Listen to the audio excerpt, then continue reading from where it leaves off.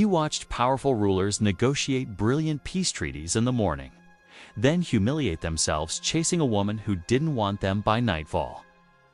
He watched men of extraordinary discipline, soldiers, merchants, statesmen become completely irrational the moment sexual desire was involved.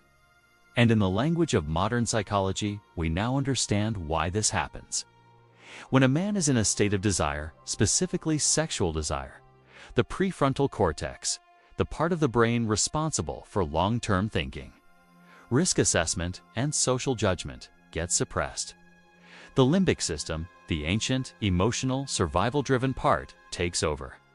This is not weakness. This is biology. But Machiavelli's insight was this: biology is not destiny.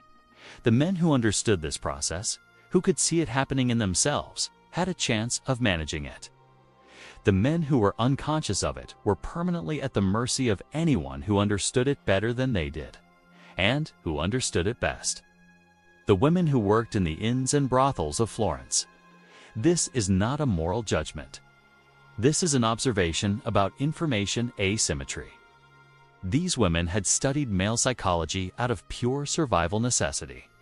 They knew with surgical precision how to trigger desire, how to sustain it, how to use it. Not because they were evil, but because understanding men was their livelihood. They were, in a very real sense, some of the most skilled practical psychologists of the Renaissance. And Machiavelli, watching them work, was watching the most honest experiment in human behavioral science available to him. Segment 4. The three weaknesses, what he identified. So what exactly did Machiavelli see? Let's break down the three core male weaknesses his writings, both published and private, describe. Weakness number 1. The need for validation from women. Machiavelli observed that powerful men, men who commanded armies and intimidated rivals, would become psychologically soft the moment they sought approval from a woman they desired. The need for her to see him as powerful became more important than actually being powerful. He described men who would lie about their wealth, exaggerate their status, make promises they couldn't keep, not for strategic advantage, but simply to see admiration in a woman's eyes. In modern psychology, this is tied to external locus of control, the tendency to place one's sense of worth outside oneself, in the validation of others. When a man does this with a woman he desires, he hands her enormous power over his internal state. She doesn't even have to try.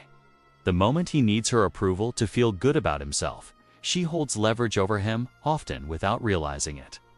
Weakness number 2. Desire clouds judgment toward. Risk. The second weakness Machiavelli observed was this: men in a state of desire dramatically underestimate risk.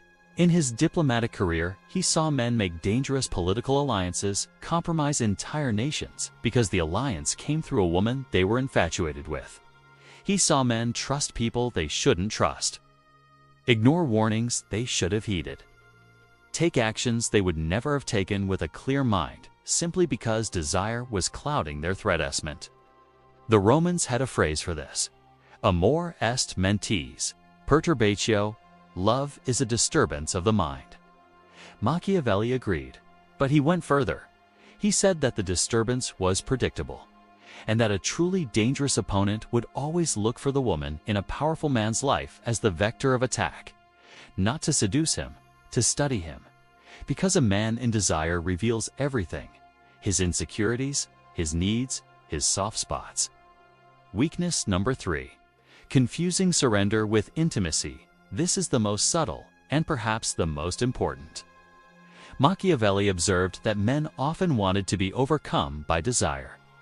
On some level, they sought the relief of surrender and control, because being powerful, being strategic, calculating, always in command, is exhausting.